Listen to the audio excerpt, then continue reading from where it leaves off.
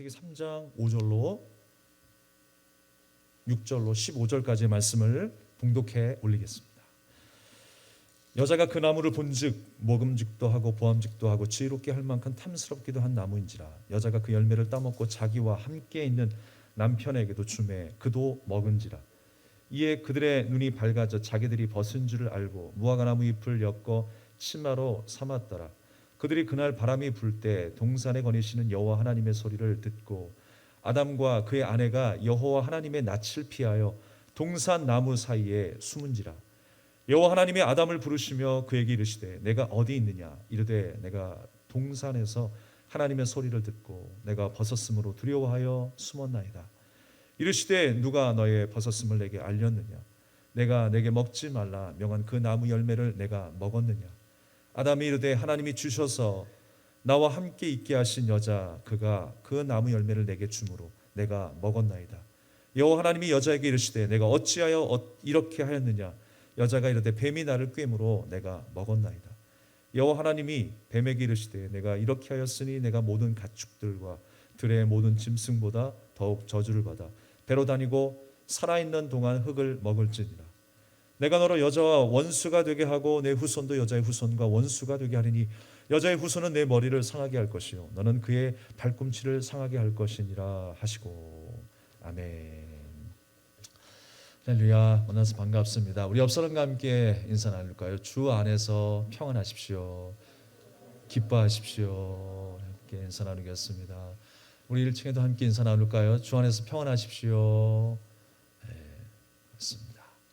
오늘도 동일한 하나님의 크신 은혜와 사랑이 여러분 안에 가득히 풍성히 임하기를 주님의 이름으로 축복합니다.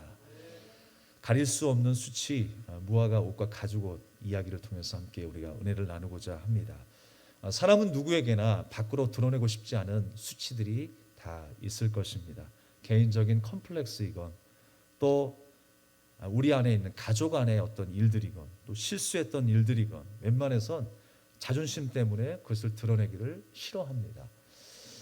제가 예전에 고등학교 때 이제 학교를 등교하면서 좀 지각할 때가 있었어요. 근데 열심히 학교를 가고 있는데 제 앞에 있던 어떤 한 여학생도 지각을 하고 있더라고요. 근데 열심히 이제 뛰어가다가 그만 돌부리에 걸려서 넘어지고 말았어요. 무릎이 완전히 깨져가지고 피가 철철 흐르는 모습이 보이더라고요. 그럼에도 불구하고 아무렇지도 않다는 듯이 얼굴 표정이 밝아요. 그리고 먼지를 툭툭 털어버리면서 그냥 유유자적 그냥 학교 교문을 향해 걸어가는 거예요. 그러면서 한마디를 탁 날리더라고요. 쪽팔려. 아픈 것보다도 수치가 더 힘들었던 것 같아요. 사람은요 누구나 자기 안의 부족함, 연약함들을 가리고 살아갑니다. 그렇다고 여러분 그 부족함이 안 드러납니까? 어떤 모습으로든지 다 드러나게 돼 있어요. 우리 안에 연약한 부분들이 여러분 한두 가지입니까? 그것이 가린다고 가리워져요? 절대로 가리워지지 않습니다. 분명히 다른 부족한 모습이 드러날 수밖에 없어요. 예전에 실제 있었던 사건이라고 하는데 어느 지방에 그 목욕탕에서 화재가 일어난 거예요. 한겨울에.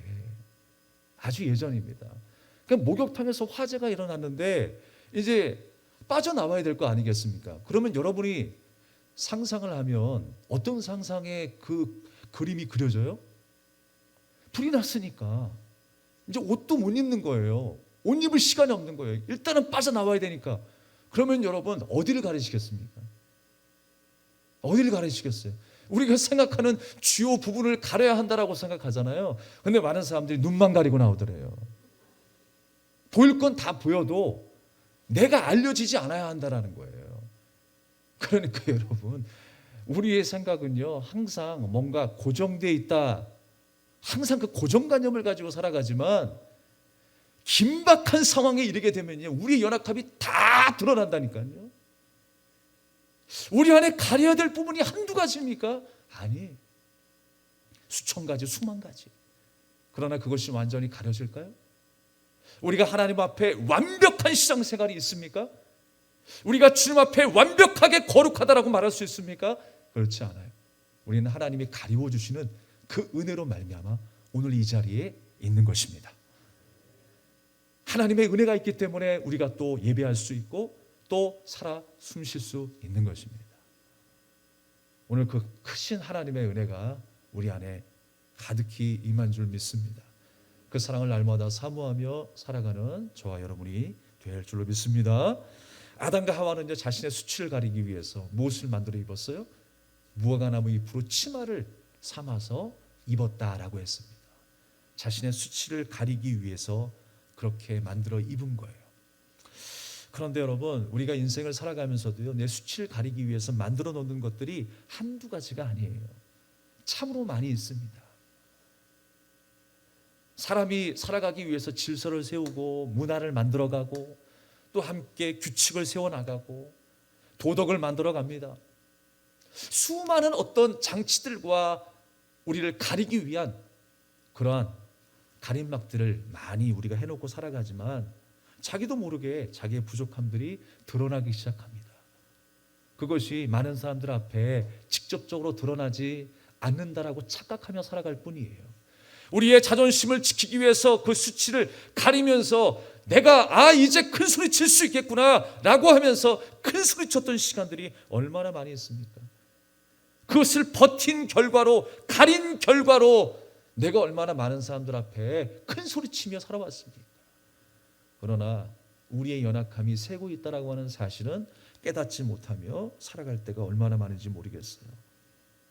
가장 큰 부작용 중에 하나가 뭐냐면 우리가 우리를 가리기 시작하면서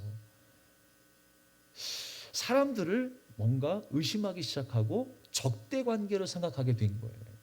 사실 오늘 하나님의 말씀 가운데에 아담과 하와가 선악과를 먹고 하나님의 말씀에 불순종하게 되면서 어떤 일이 벌어집니까? 자기가 수치를 느끼게 되면서 하나님이 부르실 때에 아담아 아담아 네가 어디 있느냐라고 말하실 때에 아담이 뭐라고 이야기하고 있습니까? 아담이 이르되 12절의 말씀에 보니까 하나님이 주셔서 나와 함께 있게 하신 여자 그가 그 나무 열매를 내게 주었으므로 내가 먹었습니다 라고 말하고 있어요. 지금 핑계대고 있죠. 하나님 잘못했습니다. 회개해도 시원찮을 판에 오히려 핑계대고 있어요. 뭐 때문에 그런다는 거예요? 하나님이 만드신 하와 때문입니다. 하나님이 왜 주셨습니까? 지금 하나님 앞에 반항하고 있어요. 하나님을 믿음의 대상으로 생각하는 것이 아니라 적대의 관계의 대상으로, 적대 관계로 생각하고 있어요. 그리고 연합해야 될 그 하와도 적대 관계로 생각하는 거예요. 하나님이 저 여자를 만들어 주셔서 저 여자가 나한테 그거 먹으라고 해서 제가 먹었습니다. 그러니까 하나님과도 적대의 관계, 하와와도 적대의 관계로 지금 그런 상황이 되어버린 거예요. 죄로 말미암아 그렇게 모든 관계가 깨어지고 만 것입니다. 그렇게 함으로 인해서 아담은 하나님과 연합된 삶에서 이제 분리된 삶으로 살게 되었어요. 변하게 된 것입니다. 왕 대신 하나님을 섬기고 충성된 종으로 살아가야 될 우리의 모습이 이제 분리가 되어서 어떻게 되었습니까? 이제 내가 또 하나의 왕된 삶을 살아가게 되었어요.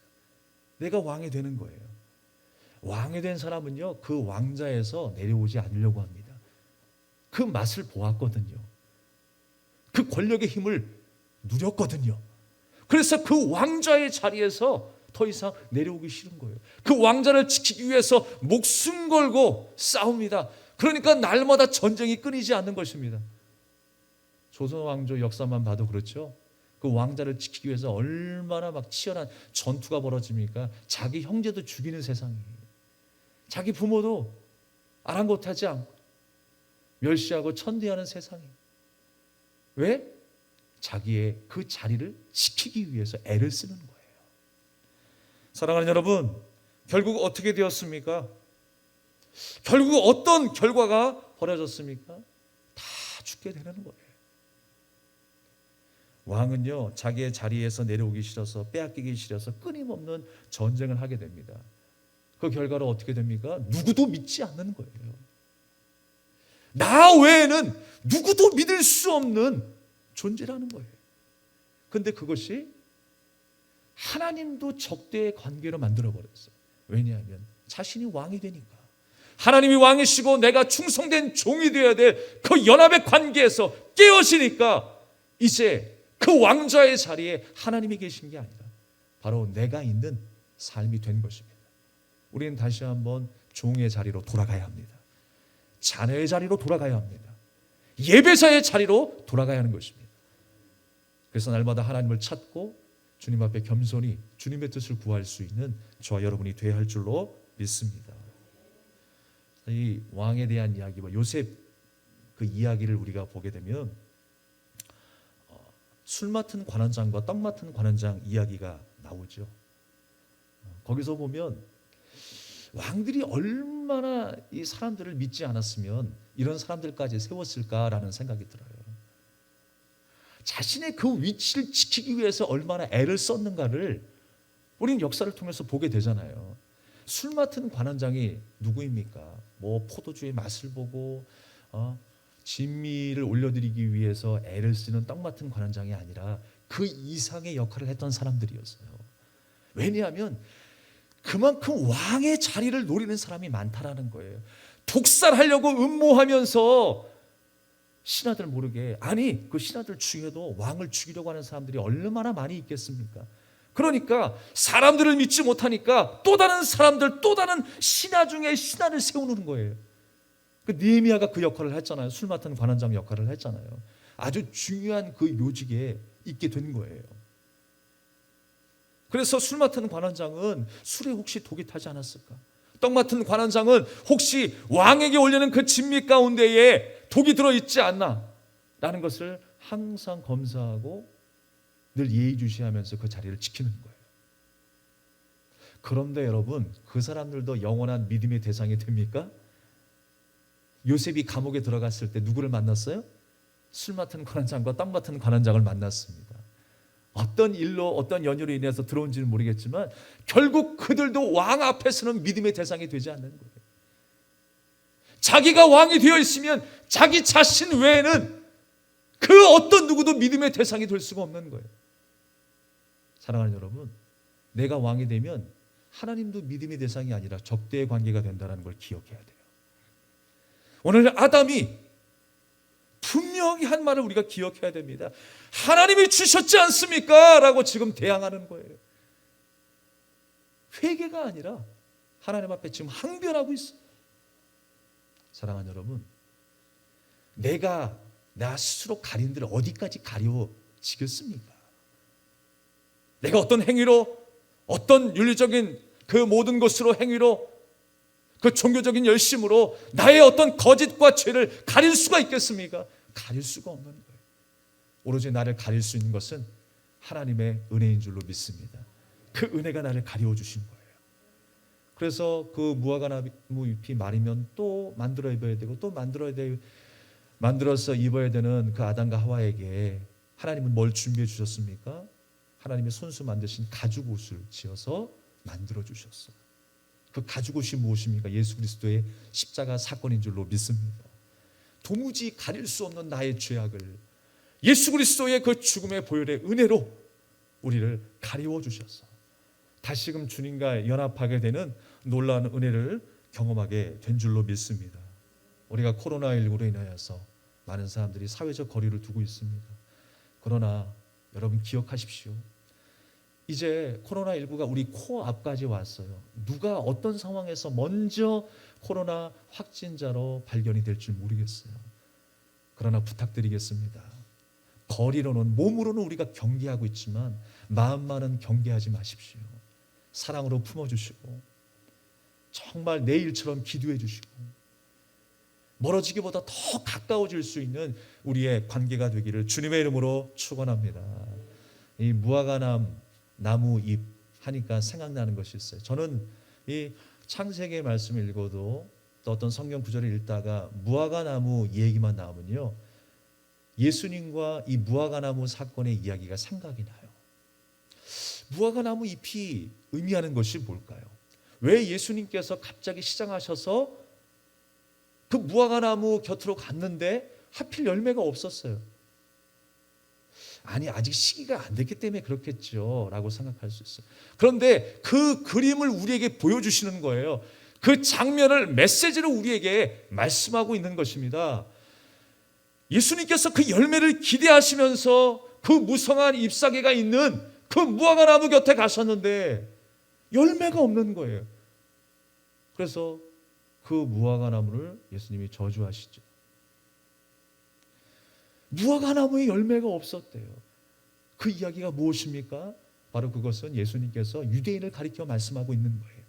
바리새인들과 사두개인, 서기관, 그 외에 유대인들을 바라보시면서 예수님이 말씀하고 있는 것입니다. 너희들의 삶이, 너희들의 신앙이 이 잎처럼 무성하다. 이 잎이 무성한 것처럼 거룩한 척은 다하고 하나님의 말씀을 줄줄줄줄 암송하듯이 외우면서 순종하는 듯 보이지만 사실 그렇지 않다라는 거예요. 열매가 없다라는 거예요. 열매가. 하나님과 연합된 삶이 아니라 분리된 인생 가운데 너희들의 그 행위로 말미암아 왕이 되어 있는 그 모습을 예수님이 보고 계시는 거예요. 오히려 하나님을 적대하며 살아가는, 하나님의 말씀에 불순종하며 역행하는 그들의 삶을 예수님께서 보시면서 폭로하고 계시는 장면이에요. 주님께서 뭐라고 말씀하셨습니까? 나는 포도나무에 너는 가진이라고 했어요. 가지가 나무에 붙어 있어야 하는 것이죠. 그러면서 예수님은 저가 내 안에, 내가 저 안에 있을 때 과실을 많이 맺는다라고 했어요. 그 하나님을 통하여서, 그 예수님과 연합됨을 통하여서 아름다운 열매가 맺게 될 것을 말씀하고 있는 것입니다. 그러니까 무화과 나무 열매가 없다는 것은 뭐예요? 그가 온전히 주님과 연합되지 않았음을 말씀하고 있는 거예요. 입으로만 찬양하고 입으로만 신앙생활하는 종교적인 열심만 있었을 뿐 그 마음속에 하나님 앞에 종된 모습이 없었다는 겁니다. 우리가 다시 한번 주님 앞에 종으로 살아가기를 믿음으로 결단할 수 있기를 바라겠습니다. 그들의 행위가 그 무성한 무화과 나무의 잎사귀가 된 거예요. 행위는 많았지만, 겉으로 보여지는 것은 많았지만 그 마음속에 맺어지는 열매가 없었다라고 하는 것입니다. 사랑하는 여러분, 여러분이 어렸을 때 많이 들었던 그 동화 중에 벌거벗은 임금님에 대한 이야기를 알 거예요. 어느 한 고을에 한 임금님이 멋진 옷 입기를 좋아하는 취미가 있었어요. 사치스러운 취미였습니다. 어느 날 정말 거짓말쟁이 재봉사가 이 임금을 찾습니다. 그러면서 내가 지금까지 보지 못했던, 임금님이 보시지 못했던 멋있는 옷을 만들어 드리겠습니다 라고 이야기를 했어요. 그런데 이 옷은요, 특이하게도 신비한 능력이 있습니다. 어떤 능력이냐면, 내가 만든 옷은요, 입을 자격이 없는 멍청한 사람들에게는 옷이 보이지 않습니다 라는 거예요. 똑똑한 사람만 이 옷이 보입니다. 그 그럴듯한 말에 임금님이 속아 넘어갔어요. 그리고 그에게 이제 하달하고 그 옷을 만들어 올 수 있게끔 했습니다. 오랜 시간 동안에 이 재봉사가 그 옷을 만듭니다. 뚝딱뚝딱 만드는 것처럼 하는 것이죠. 그리고 며칠이 지나서 정말 그 옷을 들고 임금님 앞에 나타났어요. 그럴듯하게 보였습니다. 완성해서 그 옷을 입는데 정말 너무나 멋져 보였습니다. 옆에 있던 신하들도 너무너무나 아름답다고 합니다. 왜 그럴까요, 여러분? 만약에 보이지 않는다고 하면 어떻게 되는 거예요? 내가 멍청하다라고 하는 이야기잖아요. 내가 멍청하다는 걸 내 스스로 증명하는 거잖아요. 그러니까 안 보여도 보인다고 멋있다고 하는 거예요. 야, 임금님 끝내주네요. 너무너무 멋있네요. 최고입니다 라고 이야기를 했어요. 임금님은 그 말과 찬사에 으쓱해가지고 이제 거리로 나아가 사람들 앞에 시가행진을 합니다.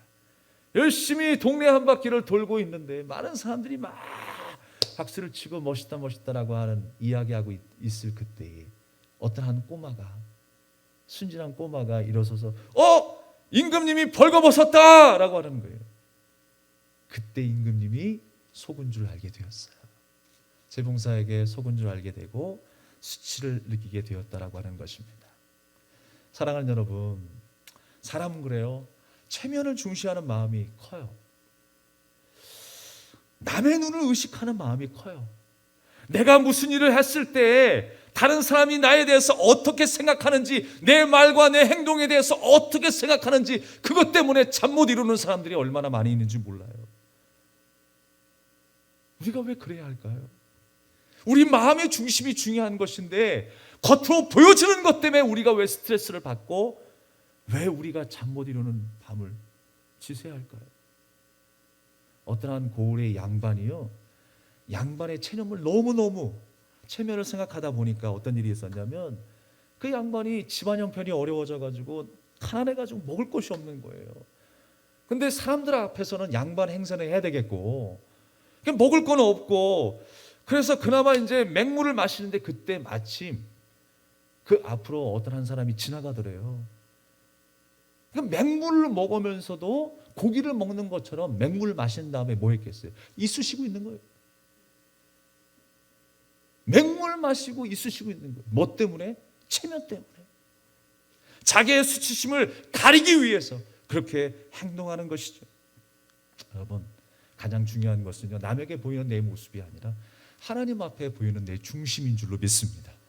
내 중심으로 하나님 앞에 예배드리는 거예요. 내 중심으로 우리가 하나님을 의지하고 우리가 하나님 앞에 우리의 삶을 드리는 거예요. 예물을 드리는 거예요. 여러분, 우리의 중심이 하늘에 있길 바랍니다. 우리의 마음이 이 땅에 있는 것이 아니라 바로 하나님 나라에 있는 거예요. 물질의 마음이 있다라고 하는 그 마음은요, 물질을 줘서 내가 마음이 빼앗기고 마음이 동요되는 것이 아니라 우리의 마음을 이 땅에 두지 말고 하나님 나라에 두라는 거예요. 하나님의 말씀에 두라는 거예요. 우리의 소망이 하나님께 있어야 함을 우리에게 강조하고 있는 말씀입니다. 부디 주님이 원하시고 기뻐하시는 그 뜻대로 주님과 동행하여 연합하여 살아가는 승리의 삶이 되기를 주님의 이름으로 축복합니다. 그래서 무화과 나무 잎으로 그럴싸하게 모든 것이 다 갖춰져 있는 것처럼 보일지 모르겠지만 우리는 진짜 하나님이 기뻐하시는 하나님의 자녀의 모습으로 살아야 할 줄로 믿습니다. 오늘 15절의 말씀에 보니까 원시복음이라고 하는 그 구절이 나옵니다. 뱀이 여인의 후손의 발꿈치를 상하게 하는 역사가 있을 거래요. 그리고 그의 발꿈치를 상하게 할 것이고 그의 머리를 깨뜨리시는 그 역사가 이제 있게 될 것을 우리에게 말씀하고 있습니다. 중요한 것은 뭐예요? 사탄의 역사는요, 이것만 해결하면 끝장나겠구나, 예수님만 죽이면 끝장나겠구나, 이게 바로 사탄의 목적 아니겠습니까? 그런데 사탄이 예수님의 발꿈치를 상하게 하는 일이 무엇입니까? 바로 십자가 사건이 있죠.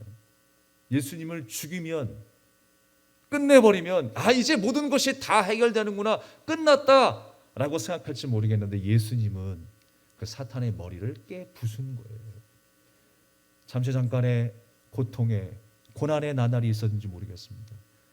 그런데 예수님께서 그 사탄을 짓밟으시고 완전한 승리에 이르게 된 거예요. 그 승리자가 바로 예수님이십니다. 오늘 그 15절의 말씀이 원시복음이라고 해서 최초로 하나님의 말씀 가운데 등장하고 있는 것입니다. 내가 죄인이었지만 나의 죄를 다 담당하시고 예수님께서 십자가상의 죽으심으로 인하여 우리가 그 은혜로 우리의 죄가 가리워져서 우리는 이제 그 생명의 빛을 보게 되는 놀라운 하나님의 자녀 백성으로 살게 된 것입니다. 그 사실을 분명히 주님은 우리에게 말씀하고 있는 거예요. 죄인이었지만 은혜로 덮어진 우리의 삶을 우리에게 말씀하고 있어요. 우리가 교회마다 하나님의 말씀이 선포되고 있습니다. 인터넷에 하나님의 말씀이 흘러나오고 있습니다. 그러나 우리가 집중해서 날마다 묵상해야 될 그 내용이 무엇인가? 우리 귀에 그냥 듣기 좋은 말씀이 아니라 내 심령 골수를 쪼개고나 남을 수 있는 그 말씀에 우리가 귀를 기울여야 돼요. 그렇구나, 내가 죄인이구나, 나는 할 수 없었구나. 율법을 주셨지만 지킬 수 없는 그 이스라엘 백성들의 어리석음을 보게 하면서 나의 어리석음을 하나님께서 깨닫게 하시는구나. 그래, 나의 모든 것을 가려주실 분이 바로 하나님이시지. 하나님의 은혜가 아니면 다 죽는 거구나. 하나님의 은혜가 아니면 내가 살 수 없는 이 환경이 코로나19의 상황이구나. 하나님, 나를 도와주십시오. 하나님, 우리 가정을 도와주시고 나라와 민족을 도와주시고 주님의 은혜와 긍휼을 베풀어 주시옵소서. 이 마음으로 주님 앞에 나아가야 되는 것 아니겠습니까? 그것이 바로 하나님의 뜻이라고 하는 거예요. 교회마다 기복적인 설교가 많이 선포되는 곳이 있습니다. 물론 하나님께서 우리에게 부어주신 모든 것이 하나님의 은혜이고 하나님의 축복입니다. 그러나 그것만 우리가 나누게 되면 문제가 있는 거예요. 주님이 진짜 복이라고 말씀하고 있는 그 복에 대해서는 말씀하고 있지 않고 세상에서 즐기고 내가 좋아하는 그 말씀을 우리가 귀담아 듣는다면 이거 문제가 심각한 거예요. 복받아라 복받아라고 하니까 거기에 대해서만 우리가 마음을 둘 것이 아니라 먼저 중요한 것은 내가 하나님 앞에 죄인이었고 가릴 수 없는 우리의 죄 인생 가운데에 우리가 살아가고 있었다라는 것. 그러나 그 하나님의 은혜의 옷이 내게 입혀졌다라고 하는 사실에 우리가 주목해야 한다는 사실입니다. 예레미야 시대 때에 예레미야가 죄에 대해서 막 심판하죠. 그 하나님의 심판이 임하게 될 것을 예언했어요. 그런데 그 가운데 하나냐라고 하는 선지자가 평안하다 평안하다 라고 거짓 평안을 외치는 장면이 나와요. 그때에 이 하나냐는 심판받고 저주받게 됩니다. 하나님의 의도가 그것이 아니었어요. 정작 그 선지자의 입술을 통해서 선포되어야 될 그 하나님의 마음이 무엇이었느냐, 죄에 대해서 내가 묻겠다라는 거예요. 죄에 대해서 하나님은 철저히 그 죄에 대해서 물으시고 심판을 하십니다. 그런데 그 심판을 예수님이 담당하시는 거예요. 그 은혜와 그 사랑을 아는 것이 중요한 것입니다. 죄를 알고 그 은혜를 아는 삶, 바로 그 삶이 우리의 삶이 되어야 할 줄로 믿습니다. 그래서 사탄은 그렇게 여인의 후손의 발꿈치를 물었지만 주님은 그 십자가에서 마귀의 머리를 깨 부셔버렸어요. 마귀는 십자가에서 이미 패배한 것입니다. 그래서 모든 죄가 사라지게 된 것입니다. 우리가 그 은혜 안에 있음을 날마다 기억하시기를 바랍니다. 그래서 모든 것이 망하게 되는 순간에도 평안만 오기를 기다리는 것이 아니라 그 가운데 내 안의 죄를 깨달을 수 있어야 돼요. 아니 그 이전에 그 나를 사랑하신 하나님의 사랑과 하나님의 그 원대한 은혜의 계획이 얼마나 위대한가를 깨닫는 저와 여러분이 되어야 할 줄로 믿습니다. 그래서 무엇 때문에 이런 상황이 됐다, 그런 상황에 우리가 스트레스 받기보다도 우리가 죄책감에 시달리기보다 먼저 어려운 상황이 있었을 때 하나님이 나를 사랑하시고 나를 구원하시기 위해서 이런 상황까지 왔구나, 이것을 생각할 수 있어요. 하나님의 사랑이 먼저이고 하나님의 은혜가 먼저임을 기억해야 합니다. 내가 잘했기 때문에, 내가 못했기 때문에 이런 상황이 된 게 아니라 하나님의 은혜와 사랑이 먼저 나에게 임하였다라고 하는 사실을 기억해야 합니다. 주님께서 우리에게 그 가죽옷, 은혜의 옷을 입혀주시면서 이 땅에서 하나님의 자녀로 살아갈 수 있도록 길을 열어주신 것 아니겠습니까?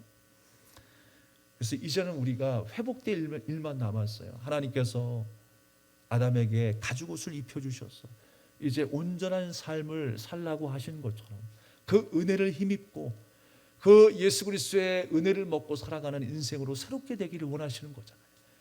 그러면 우리의 삶 속에 어떻게 회복되어야 되고 어떻게 우리가 하나님 뜻대로 살아가는 백성이 될 것인가?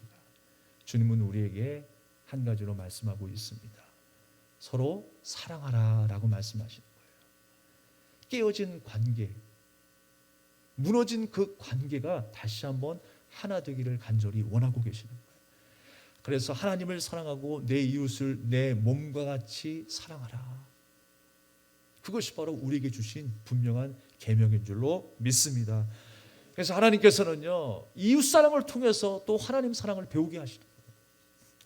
오죽했으면 여러분, 요한일서 4장 12절 말씀에 보면 예수님이 십자가의 사랑으로 살아가신 것처럼 이웃을 사랑하라 라고 말씀하세요. 제가 읽어드리겠습니다. 어느 때나 하나님을 본 사람이 없을 때 만일 우리가 서로 사랑하면 하나님이 우리 안에 거하시고 그의 사랑이 우리 안에 온전히 이루어지느니라. 할렐루야. 보이지 않는 우리 하나님을 이 세상에 보이게 할 수 있는 유일한 방법이 무엇이라고 그랬어요? 이웃을 사랑하는 거라고 했어요. 내가 하나님이 살아계심을 증거할 수 있는 유일한 방법이 뭐라고요? 이웃을 사랑하는 일들을 통해서. 목사님, 저는 다 사랑하겠는데 저 사람은 내가 사랑하지 못하겠는데. 이런 일이 얼마나 많이 있습니까? 내 마음에 안 드는 사람이 있을 거 아니에요. 그러나 이거는요, 감정적으로만 생각하는 거예요. 사랑 안에는요, 감정만 있는 게 아니라고요. 하나님의 사랑은 감정도 있었고 선택도 있었고 의지도 있었어요.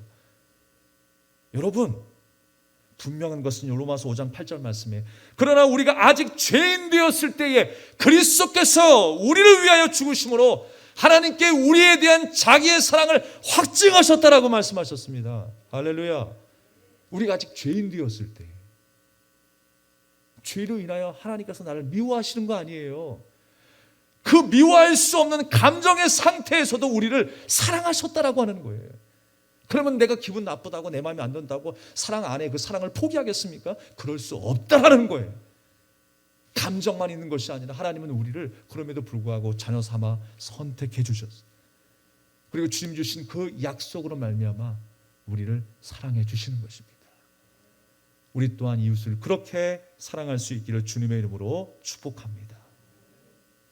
말씀을 정리하겠습니다. 우리가 하나님을 떠나서 어떻게 살아갈 수 있나요? 하나님의 그 은혜의 옷을 입지 않고 어떻게 살아갈 수 있을까요? 불가능하다라고 말씀드렸습니다. 하나의 이야기가 있는데요, 자동차와 기차가 대화를 합니다. 그런데 자동차가 기차를 보니까 몸집은 거대하고 스킬은 화려한데 너무 어리석어 보이는 거예요. 그래서 자동차가 기차에게 한마디 했다고 합니다. 야, 기차야, 너는 몸집도 크고 말이야, 그렇게 화려한 모습을 갖췄으면서 왜 좁은 그 선로에서만 다니니? 나는 자유롭게 이 세상을 활보하고 다니는데 얼마나 자유로운 줄 아니? 너도 한번 그 자유를 누려봐 라고 자동차가 기차에게 제안을 합니다. 여러분, 어떻게 되겠습니까? 기차가 선로를 벗어나면 자유일까요? 물고기가 답답하다고 물속을 나오면 자유일까요? 우리가 자유롭게 산다고 해서 하나님의 말씀에서 나오면 자유입니까? 화살이 관역으로 들어가야 되는데 관역에서 빗나가면 자유입니까? 결코 자유가 될 수가 없어요. 제 아들이 이제 물고기를 키우다 보니까 폴리테루스라고 하는 고대어를 이제 키우게 됐어요. 작은 물고기, 한 10cm 되는 물고기인데 좀 특이하게 생겼어요. 그런데 이 물고기를 왜 좋아했냐면 너무 신기해서 물속에서만 아가미 호흡을 하는 것이 아니라 육지에서도 잠깐 폐호흡을 하는 물고기예요. 그러니까 오래 버틸 수 있는 물고기거든요. 근데 어느 날 그러니까 얘가 이제 물속에서만 가만히 있지 않고 답답했는지 어항이 좁았는지 자꾸만 밖으로 뛰쳐나가려고 몇 번 시도하다가 또 실패하고 시도하다가 실패하다고 그랬어요. 근데 어느 날 이 물고기가 그 어항에서 탈출을 한 거예요. 진짜 완전하게. 근데 그때가 언제였냐면 제가 이제 새벽기도 갔었을 때, 새벽 중에 이 물고기가 밖으로 튀어나와서 막 요동치고 있을 때, 근데 이미 이제 시간이 한참 지나고 제가 이제 새벽 예배 끝나고 딱 올라갔는데 뭐가 파탁 파탁 소리가 나요. 그 물고기가 밖에 나와가지고 막 몸부림치고 있는 거예요. 근데 이미 늦었어요. 물속에 집어넣었더니 얼마 못 가서 이 물고기가 죽더라고요. 얘가요, 폐호흡을 하면 뭐 하겠습니까? 물고기인데 자기의 본향이 육지가 아니잖아요. 이 물고기가 또 신기한 게 뭐냐면 영상에 보니까 그 아가미 밑에 붙어있는 지느러미 있잖아요. 그 지느러미가 좀 길어가지고 세상에 땅에서 막 걸어다녀. 물고기가 오래는 아니지만 잠깐 걸어다닌다니까요. 지가 육지에 사람처럼 걸어다니면 뭐 하겠냐고요. 폐호흡을 하면 뭐 하겠냐고요. 자기의 본향은 물속인데 벗어나면 죽는 거예요. 저는 거기에서 진리를 배웠어요. 우리가 하나님의 말씀에서 벗어나면 죽는 거예요. 하나님의 품을 떠나면 죽는 것입니다. 탕자가 아버지의 품을 떠난 그 상태가 성경은 뭐라고 말씀하시는 거예요? 낭비라고 말씀하십니다. 그래서 세월을 아끼라라고 말씀하세요. 우리는 하나님의 품으로 돌아가는 것이 유익인 것입니다. 우리가 하나님과 연합되었을 때 하나님의 말씀에 순종하는 종의 삶을 살아갈 때에 우리는 행복이고 기쁨인 줄로 믿습니다. 바로 그 삶 자체가 생명임을 기억하는 저와 여러분 되시기를 주님의 이름으로 축복합니다. 한 주를 살아가면서 하나님의 품을 떠나지 마십시오. 힘들고 어려워도 하나님의 때를 기다리시고 하나님의 그 말씀의 은혜를 사모하며 하루하루 인내하며 살아낼 수 있는 저와 여러분 되기를 주님의 이름으로 축복합니다. 우리가 함께 이 찬양을 드리겠습니다. 주의 보좌로 나아갈 때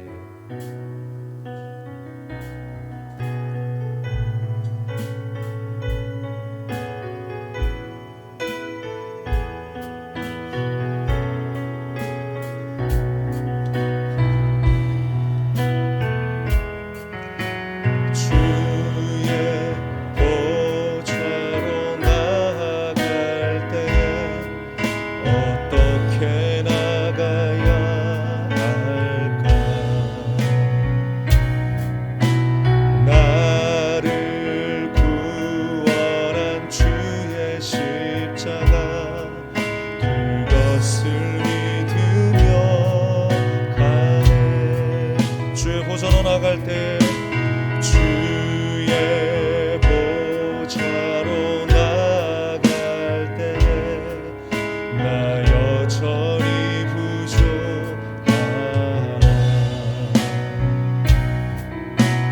나를 품으신 주의 그 사랑 그것을 믿으며 가네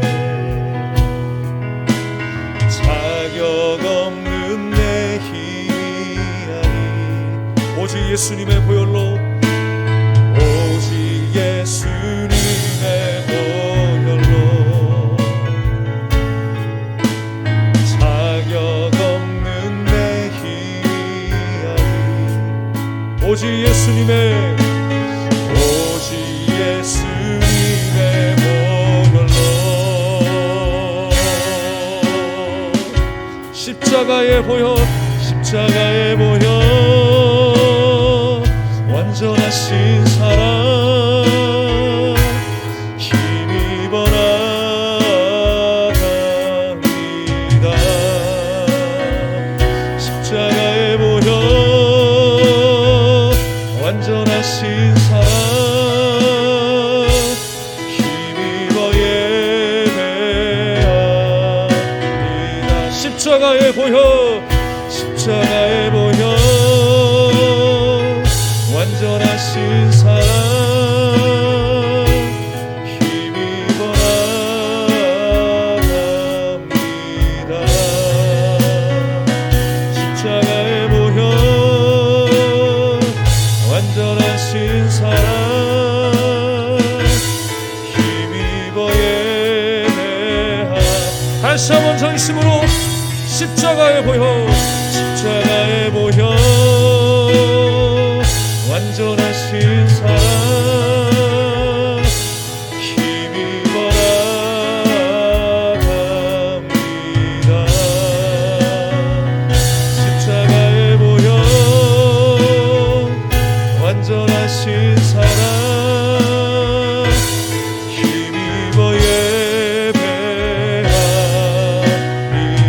힘입어 예배합니다 힘입어 예배합니다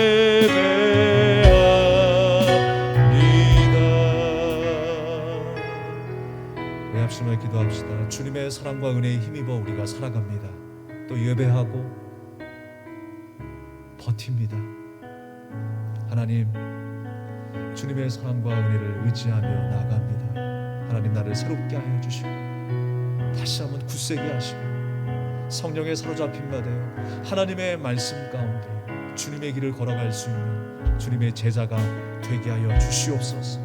내 힘으로 가릴 수 없는 나의 모든 수치 주님만이 가릴 수 있음을 기억하게 해주시고 날마다 하나님을 찾고 의지할 수 있는 복되고 아름다운 삶이 될 수 있게 달라고 간절한 마음으로 기도하겠습니다. 하나님 아버지 은혜를